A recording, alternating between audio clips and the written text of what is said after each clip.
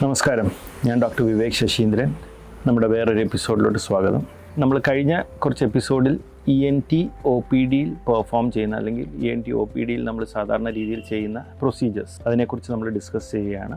അതിൻ്റെ തുടർഭാഗമായിട്ട് ഇന്ന് നമ്മൾ സംസാരിക്കാൻ പോകുന്നത് സ്വോളോയിങ് ഇവാലുവേഷനെ കുറിച്ച്. അപ്പോൾ സ്വോളോയിങ് ഒരുപക്ഷെ നമുക്ക് ആഹാരം കഴിക്കാൻ ബുദ്ധിമുട്ടുണ്ടാകുകയാണെങ്കിൽ, തടസ്സം അല്ലെങ്കിൽ ആഹാരം കഴിക്കാൻ പറ്റുന്നില്ല, അല്ലെങ്കിൽ ആഹാരം കഴിക്കുമ്പോൾ അല്ലെങ്കിൽ വെള്ളം കുടിക്കുമ്പോൾ ചുമക്കുക, അപ്പോൾ പല രീതിയിലുള്ള സ്വോളോയിങ് ഡിഫിക്കൽട്ടീസ് പേഷ്യൻസിന് നേരിടാം. ഈ വരുന്ന പേഷ്യൻസ് യൂഷ്വലി നമ്മൾ കാണുന്നത് കൂടുതലും അസോസിയേറ്റഡ് ന്യൂറോളജിക്കൽ പ്രോബ്ലംസ് ഉള്ള പേഷ്യൻസ് ആണ്. എന്ന് വെച്ചാൽ ഒരു സ്ട്രോക്ക് കഴിഞ്ഞതിന് ശേഷം സ്വോളോയിങ് ബുദ്ധിമുട്ടായിട്ടുള്ള പേഷ്യൻസ്, അല്ലെങ്കിൽ ആഹാരം കഴിക്കാൻ പറ്റാതെ വരുന്ന പേഷ്യൻസ്, അല്ലെങ്കിൽ ഈ പറഞ്ഞ major head and neck surgeries, അതായത് ക്യാൻസർ സർജറീസ്, കഴുത്ത്, ഓറൽ ക്യാവിറ്റി, വായുടെ അകത്ത്, തൊണ്ട, ഈ ഏരിയയിലുള്ള മേജർ ക്യാൻസർ സർജറീസ് കഴിയുന്ന പേഷ്യൻസിനും ഈ പറഞ്ഞ പോലെ സ്വോളോയിങ് ഡിഫിക്കൽട്ടീസ് ഉണ്ടാകും. അതിന് പുറമെ ഈ പറഞ്ഞൊരു ന്യൂറോളജിക്കൽ അല്ല, മാലിഗ്നൻസീസ്, ഈ സർജറി റിലേറ്റഡ് അല്ലാത്ത സ്വോളോയിങ് ഇഷ്യൂസും കാണും. അപ്പോൾ ഇത് ടെക്നിക്കലി വളരെ ചാലഞ്ചിങ് ആയിട്ടുള്ളൊരു സിറ്റുവേഷൻ ആണ്.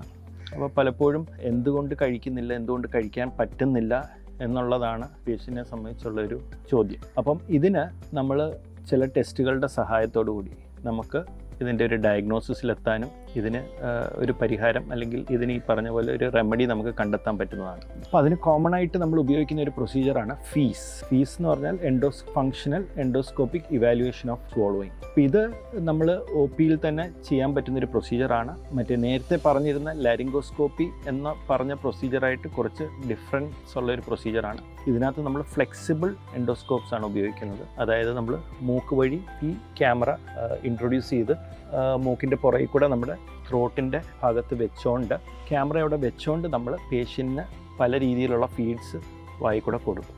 അതിപ്പം ആദ്യം ലിക്വിഡ്സ് കൊടുക്കും, സെമി സോളിഡ്സ്, ചെറിയ തോതിൽ കട്ടിയുള്ള ഫുഡ് കൊടുക്കും, പിന്നെ സോളിഡ് ഫുഡ് കൊടുത്ത് നോക്കും. അങ്ങനെ പല കൺസിസ്റ്റൻസി, പല ടെക്സ്ചറിലുള്ള ഫുഡ് നമ്മൾ പേഷ്യൻറ്റിന് കഴിക്കാൻ കൊടുക്കുകയും എന്നിട്ട് ആ സമയത്ത് പേഷ്യൻറ്റിനെ കൊണ്ട് സോളോ ചെയ്യിപ്പിക്കുകയും ആ സോളോ ചെയ്യുന്ന സമയത്ത് എന്താണ് അവിടെ സംഭവിക്കുന്നത് എന്നുള്ളത് നമുക്ക് തിരിച്ചറിയാൻ പറ്റും. അതായത് ഫുഡ് അവിടെ കെട്ടിക്കിടക്കുന്നുണ്ടോ, അതോ പേഷ്യൻ്റ് വേണ്ടത്രയും സോളോയിങ് എഫേർട്ട് എടുക്കുന്നുണ്ടോ, ഈ കഴിക്കുന്ന ഫുഡ് എന്തെങ്കിലും കാരണവശാൽ നമ്മുടെ ലങ്സിലോട്ട് പോകുന്നുണ്ടോ, ആസ്പിറേഷൻ എന്ന് പറഞ്ഞ സിംറ്റം, ഇങ്ങനെ എന്തെങ്കിലും ഉണ്ടോ എന്നുള്ളത് നമുക്ക് ഐഡൻറ്റിഫൈ ചെയ്യാൻ പറ്റുന്നതാണ്. അപ്പം ഇത് യൂഷ്വലി നമ്മൾ ആ കൊടുക്കുന്ന ഫുഡിനകത്ത് എന്തെങ്കിലും കളറിങ് ഏജൻറ്റ്സ് ആഡ് ചെയ്യാറുണ്ട്.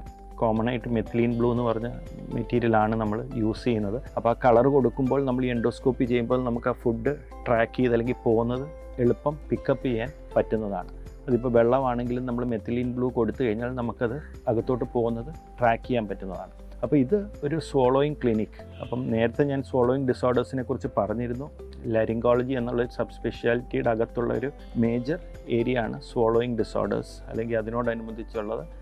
അതിൻ്റെ സ്റ്റഡിയാണ് ഇവാലുവേഷൻ ഓഫ് സ്വോളോയിങ്. അപ്പോൾ അങ്ങനത്തെ ഈ സ്വോളോയിങ് ഡിസോർഡേഴ്സിൻ്റെ ഇവാലുവേഷന് വളരെ ഇമ്പോർട്ടൻ്റ് ആയിട്ടുള്ളൊരു ടൂളാണ് ഈ പറഞ്ഞ endoscopic evaluation of സ്വോളോയിങ്. Thank you.